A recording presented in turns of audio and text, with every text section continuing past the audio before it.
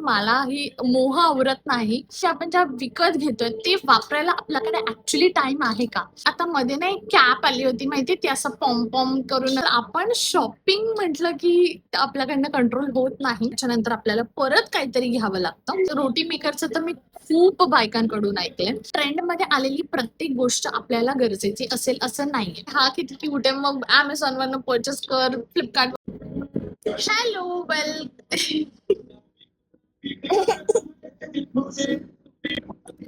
Hello, welcome welcome back to my channel. तर आजचा vlog थोडासा वेगळा असणार आहे. व्लॉग नाहीये, व्हिडिओ आहे. तुम्हाला ही पण दिसणार आहे कारण मॅडम जाग्या आहेत आज. Hello, welcome welcome back to my channel. तर आजचा व्हिडिओ थोडासा वेगळा असणार आहे. आज व्लॉग नाही करत आहे मी. आज मी ठरवलंय की मी तुमच्यासोबत काही गोष्टी शेअर करेन. आपण जसे जसे मोठे होतो, जसं जसं कमवायला लागतं, जसं जसं मॅच्युअर होतं, लग्न होतं, आई होतो, अ, जसं जसं आपण मोठं होत जातो तसं तसं आपण पैशाची किंमत आपल्याला जास्त कळायला लागते.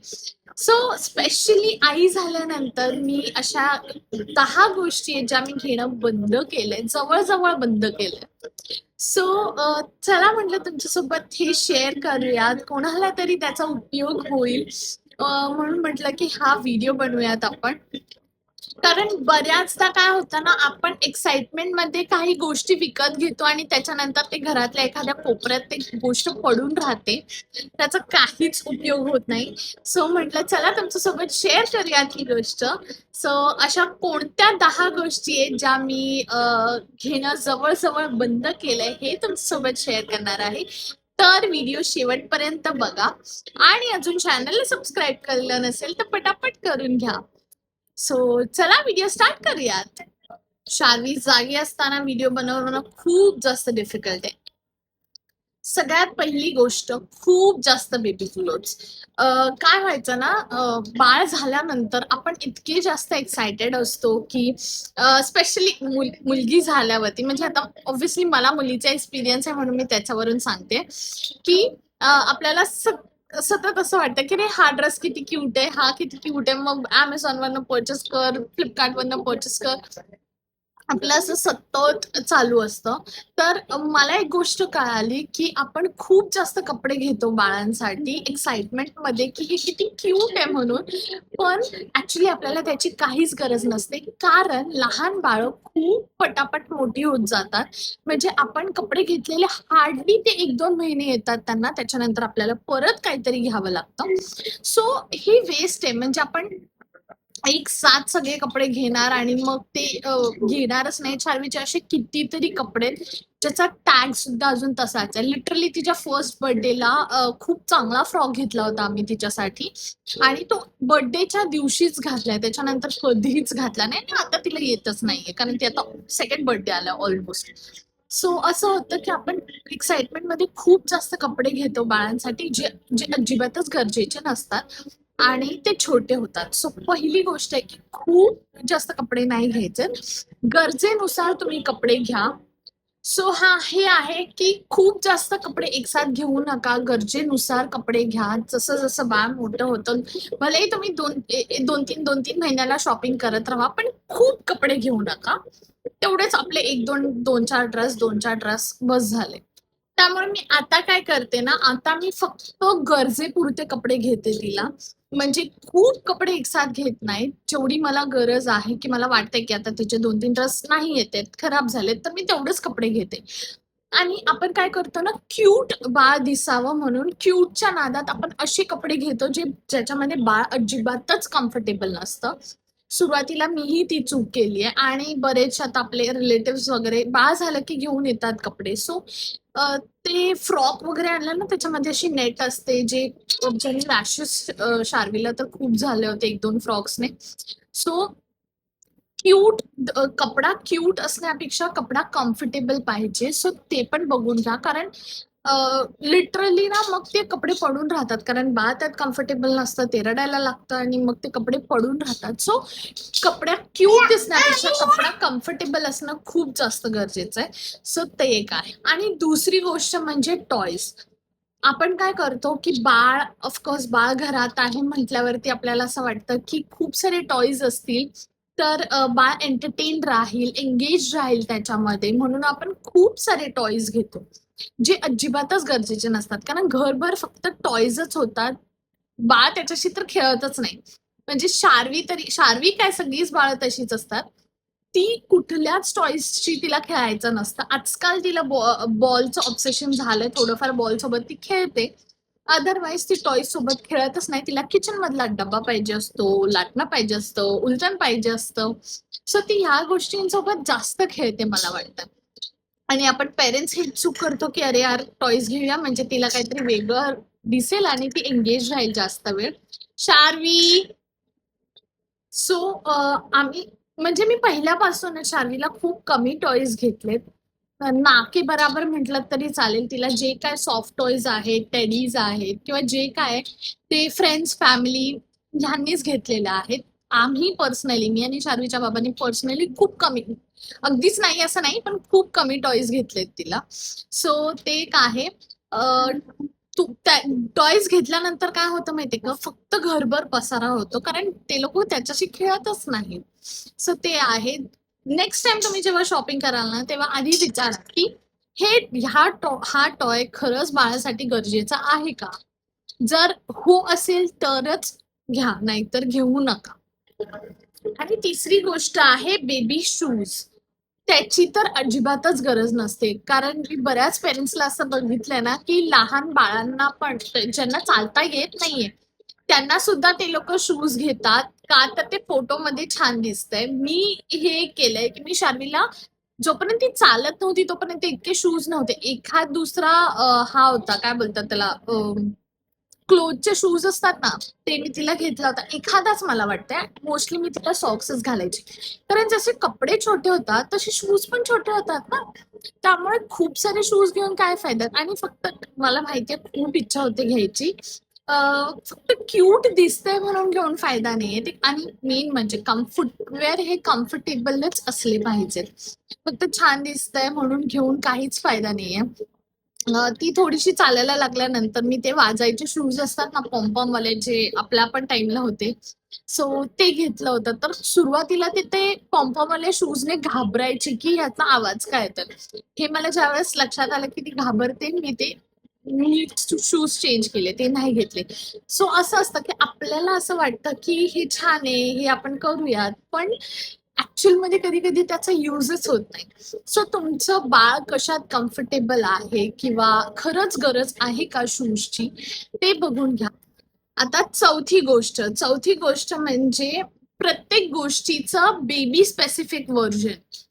तर आता ही गोष्ट थोडीशी कॉन्ट्रोवर्शियल असू शकते, पण प्रत्येक गोष्टीचं बेबी व्हर्जन घेणं मला तरी वर्थ इट नाही वाटत. आता कसं ते सांगते मी तुम्हाला. समजा आपल्याकडे एखादी गोष्ट आहे आणि ती आपण बेबीला वापरू शकतो, तर फक्त बेबी स्पेसिफिक व्हर्जन नाही आपल्याकडे म्हणून ते घेणं चुकीचं आहे. आता मी उदाहरण सांगते. आपण घरात डिटर्जंट वापरतो आपल्या कपड्यांसाठी, ठीक आहे. आता ते डिटर्जंट काही बेबीजला सूट नाही होत. बेबींसाठी काहीतरी माइल्ड फ्रेग्रन्स हवाय, माइल्ड फ्रेग्रन्स वालं किंवा इन्ग्रेडियंट्स वेगळे असतात बेबींसाठी, ठीक आहे. डिटर्जंट वेगळा घेतला, ऍक्सेप्टेबल, ते बरोबर आहे. पण आता म्हणजे मी तर कधीच शार्वीसाठी वेगळं डिटर्जंट नाही वापरलंय. पण आता हे प्रत्येक बेबी वेगळं आहे. सो बेबीज वरती किती सेन्सिटिव्ह आहे त्यावरती डिपेंड आहे.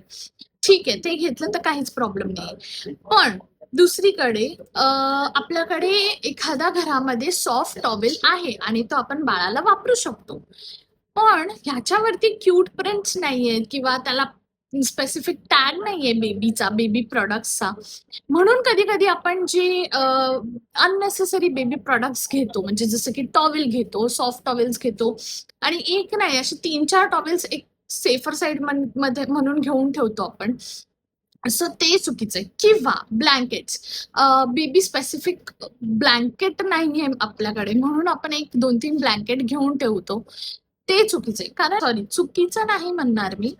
कारण ही प्रत्येकाची हौस म्हणू शकतो किंवा प्रत्येकाचं ओपिनियन आहे. मी मी जसं म्हटलं हे कॉन्ट्रोव्हर्शियल असू शकतं. मी माझं सांगते, की फक्त बेबी प्रॉडक्ट नाहीये ते म्हणून मी वेगळं ब्लँकेट वापरतेय बाळासाठी, असं काही नाहीये. माझ्या घरामध्ये सॉफ्ट 1-2 ब्लँकेट्स आहेत आणि त्यात चार्वी छान कम्फर्टेबली झोपते. खूप एकदम असं कोझी वाटतंय तिला. सो मी तेच वापरणार. फक्त बेबी प्रॉडक्ट नाहीये म्हणून मी ते नाही वापरणार असं नाहीये. सो माझं एवढंच म्हणणं आहे, की फक्त स्पेसिफिकली ते बेबी प्रॉडक्ट्स नाहीयेत म्हणून आपण जे उगाचच प्रॉडक्ट्स घेतो ना, ते टाळू शकतो. किमान मी तरी टाळते ते. ओके, हाय कर सगळ्यांनी. ये. हाय कर.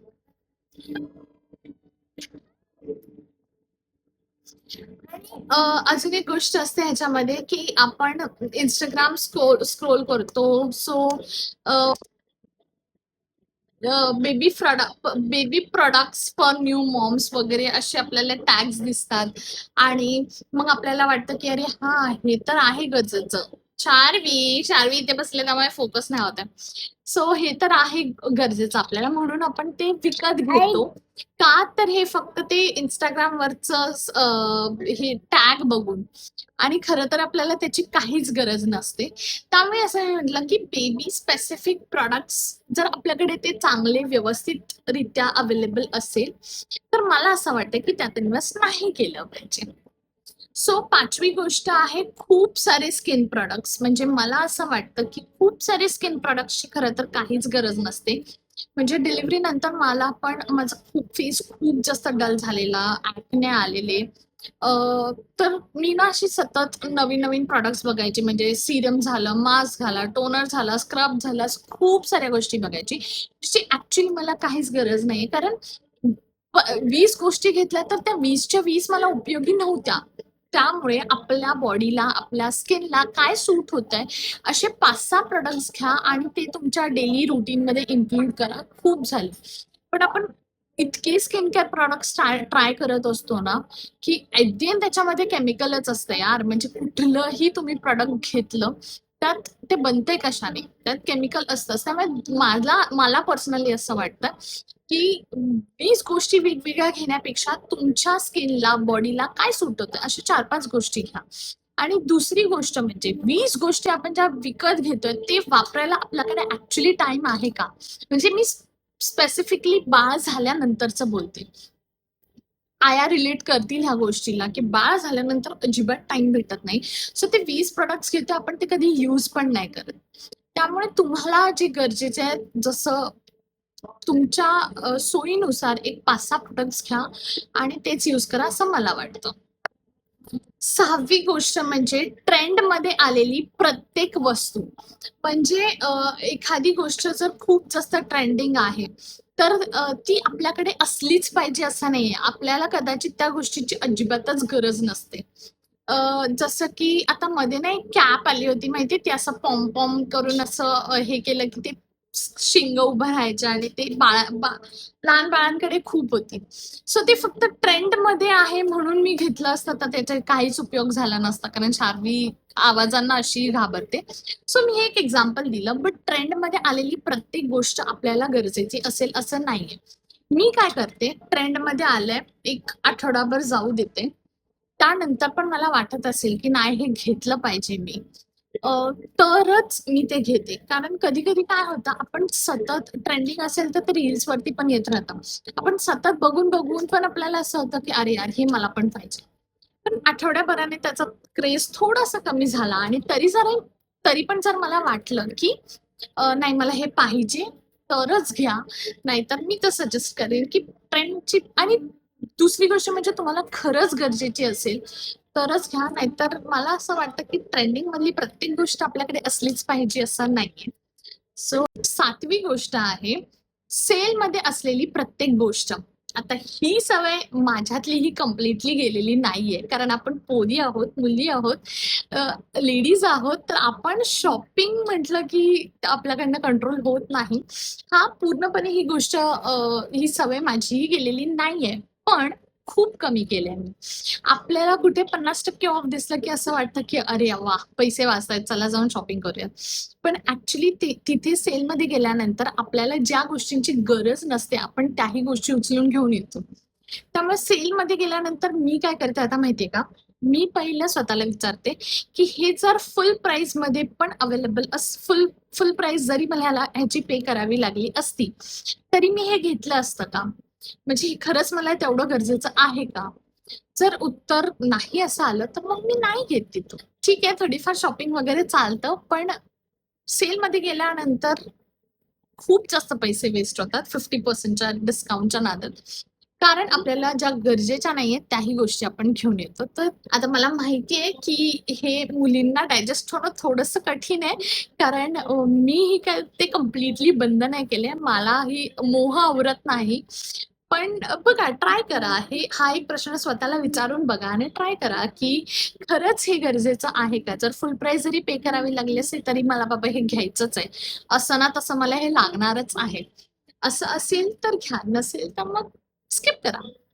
8वी गोष्ट आहे खूप जास्त किचन गॅजेट्स. आता काय होतं ना, आपण रील्स बघतो आणि रील्समध्ये कोणतरी काहीतरी किचनमध्ये वापरते एखादं गॅजेट, तर ते बघून आपल्याला असं वाटतं की अरे यार, हे घेतलं पाहिजे आपण. आपल्याकडे पण हे असलं पाहिजे. पण ऍक्च्युली आपण त्याचा किती यूज करतो? कारण बरेचसे असे गॅजेट्स आहेत ना, जे आपण फक्त घेतो आणि ते नंतर एखाद्या कप्प्यात, ट्रॉलीमध्ये वरती कुठेतरी पडून राहतं. सो म्हणजे आता रोटी मेकरचं सांगते. काही लोक रोटी मेकर घेतात. मी असं रोटी मेकरचं तर मी खूप बायकांकडून ऐकलंय की रोटी मेकर मी घेतला आणि त्याच्यामध्ये आपल्याला हवे तशी रोटी नाही बनत. म्हणजे आपल्याला कशी सॉफ्ट रोटी खायची सवय आहे, सो तसं नाही बनत. म्हणून मग ते रोटी मेकर आता घेतला आपण तर तसंच पडू नये. सो ऍक्च्युली तुम्ही त्याचा किती यूज करणार आहात हे बघूनच किचन गॅजेट्स परचेस करा. कारण ते बघायला खूप छान वाटतं, पण आपण ते यूज करत नाही आणि मग ते पैसे वेस्ट आणि घरात पसारा.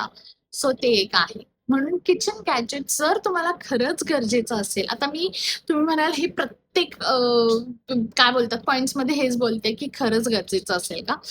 पण हा तेच आहे ना, आपल्याला खरंच गरजेचं असेल तरच आपण गोष्टी घेतल्या पाहिजेत. आता मी हे म्हणत नाही माझ्या घरातल्या 100% ज्या काही गोष्टी आहेत त्या सगळ्याच मला गरजेच्या आहेत. मीही त्या चुका केल्या आहेत. बट मी एक सांगते की ह्या गोष्टी आपण टाळू शकतो आणि हे मी आता करायला पण चालू केलंय. जर खरंच मला वाटतं की बाबा हे युजफुल आहे. तसं आता मी परवा चॉपर बघितला, तो ऑर्डर पण केला. म्हणजे खरंच मला तो खूप छान वाटला. मग मी मम्मीसाठी पण ऑर्डर केला, सासूबाईंसाठी पण ऑर्डर केला, नंदेसाठी पण ऑर्डर केला. कारण जेन्युइनली तो खूप चांगला आहे आणि तो व्यवस्थित काम करतो आणि मी रोज रेग्युलरली ते वापरते. म्हणजे हे एक एक्झाम्पल दिलं मी. सो तसं खरंच काही असेल छान तर तुम्ही ऑर्डर करू शकता. जर नसेल तर स्किप करा. आता 9वी गोष्ट आहे की कपडे, माझे कपडे. मी जे कपडे आता घेते ना, ते आधी कसं असायचं की अरे ट्रेंडिंग कपडे किंवा छान दिसावं म्हणून कपडे घ्यायची मी. पण आता तसं नाहीये. म्हणजे स्पेशली बाळ झाल्यापासून छान दिसावं म्हणून ऑफकोर्स घेते. पण छान दिसण्यापेक्षा मी त्यात किती कम्फर्टेबल असणार आहे. कारण मला बाळाला घेऊन सर्व्हाइव्ह करायचंय. बाहेर गेलं तरी पण, म्हणजे कुठे फिरायला गेलो तरी पण किंवा घरात असेल तरी पण. त्यामुळे मी कम्फर्टेबल कपडे घेते. अजिबात मी ट्रेंड आणि व्हायरल आणि ह्या सगळ्या गोष्टींमध्ये नाही पडत. ज्यात मी कम्फर्टेबल आहे, बाळाला घेऊन कम्फर्टेबल आहे, मी तसेच कपडे घेते. सो जर तुम्ही नवीन आया असाल तर हा एक पॉइंट खूप महत्वाचा आहे की कम्फर्ट महत्वाचा आहे आपला आणि आपल्या बाळाचा. कारण आपण कम्फर्टेबल नसेल तर आपली चिडचिड होणार, मग ते बाळावरती निघणार. त्यापेक्षा कपडेच असे घ्या की ज्यात आपण कम्फर्टेबल बसू. कारण कपाट फुल करून ठेवणं अजिबातच पॉइंट नाहीये. ऑफकोर्स माझं कपाट जर तुम्ही जाऊन बघितलं तर ते फुलच झालेलं आहे, ओव्हरलोड झालंय. पण ते म्हणजे आताचे कपडे नाहीयेत. म्हणजे मी जवळजवळ कॉलेजला होती तेव्हापासूनचे कपडे. जे मुलींचा जो आजार आहे की आपल्याला नवीन कपडे टाकून देता येत नाही, सो ते तशातला भाग आहे. बट एनिवेज हा, जर कम्फर्टेबल कपडे घ्या, स्पेशली आया. कम्फर्टेबल कपडे घ्या, ते तुमच्यासाठी जास्त फायदेशीर असेल कारण आपण ते कपडे वापरणार कम्फर्टेबल असतील तर. सो 10वी गोष्ट आहे जस्ट इन केस शॉपिंग. तर आपण जस्ट इन केस म्हणजे ही गोष्ट आपल्याला कदाचित लागू शकते म्हणून ज्या आपण गोष्टी घेऊन ठेवतो ना, त्याही खूप युजलेस एका ठिकाणी पडून राहतात, की कधीतरी मला ह्याची गरज पडेल किंवा कधीतरी हे बाळाला लागू शकतं. सो अशा गोष्टी ज्या आहेत त्या मला तरी वाटतंय, की ते काहीच उपयोगाच्या होत नाहीत. फक्त कपाट भरत राहतं आपलं. तर मी आता काय करते ना, ज्या गोष्टीची मला जेन्युइनली गरज आहे, मी त्यावेळेसच ते घेऊन टाकते. आणि आपल्याकडे आता किती सारे ऑप्शन्स आहेत. आपल्याकडे कितीतरी 10 मिनिट्स डिलिव्हरी ॲप्स आहेत किंवा आपल्याला काही दुसरी गोष्ट हवी असेल, जी 10 मिनिटात नाही येणार, त्याच्यासाठी आपल्याकडे वन डे डिलिव्हरी ॲप्स आहेत. Myntra आहे, Flipkartवरती वन डे डिलिव्हरी भेटतं. सो उगाचच आपण किंवा बाजारात जाऊ शकतो आपण. तर उगाचच आपण कशाला इतके सगळे कपडे आपण एकत्र घेऊन ठेवणार, ज्याचं कपडेच नाही, कुठलीही वस्तू आपण घेऊन ठेवणार, ज्याची ॲक्चुअलमध्ये नंतर कधीच गरज पडत नाही. सो ते एक आहे. जस्ट इन केस शॉपिंग जी आहे ना, ती जेवढी शक्य होईल तेवढी टाळा. तर मी अजिबातच असं म्हणत नाहीये, की ह्या गोष्टी कोणीही घेऊ नये. प्रत्येक आईचा एक्सपिरियन्स वेगळा असतो. ह्या गोष्टी माझ्यासाठी अननेसेसरी ठरल्या म्हणून मी तुमच्यासोबत शेअर केलं. आणि आई झाल्यानंतर मला अजून एक गोष्ट जाणवली, की आपल्याला प्रत्येक वेळेस परफेक्ट असायची गरज नाहीये. कारण आपल्या बाळाला आपलं प्रेम, आपलं वेळ, आपलं अटेन्शन ह्या सगळ्याची जास्त गरज असते. ब्रँडेड कपडे, एक्सपेन्सिव्ह गिफ्ट्स, एक्सपेन्सिव्ह टॉयजपेक्षा ऑफकोर्स आपल्या बाळासाठी आपल्याला सगळं बेस्टच प्रत्येक आई-वडिलांना असंच वाटतं, की आपण आपल्या बाळासाठी बेस्टच करावं. बेस्ट कपडे, बेस्ट टॉयज, बेस्ट सगळं. पण ह्या सगळ्या मटेरियलिस्टिक गोष्टींपेक्षा त्यांना आपलं प्रेम, आपलं अटेन्शन, आपला स्पर्श हे सगळं खूप जास्त गरजेचं असतं.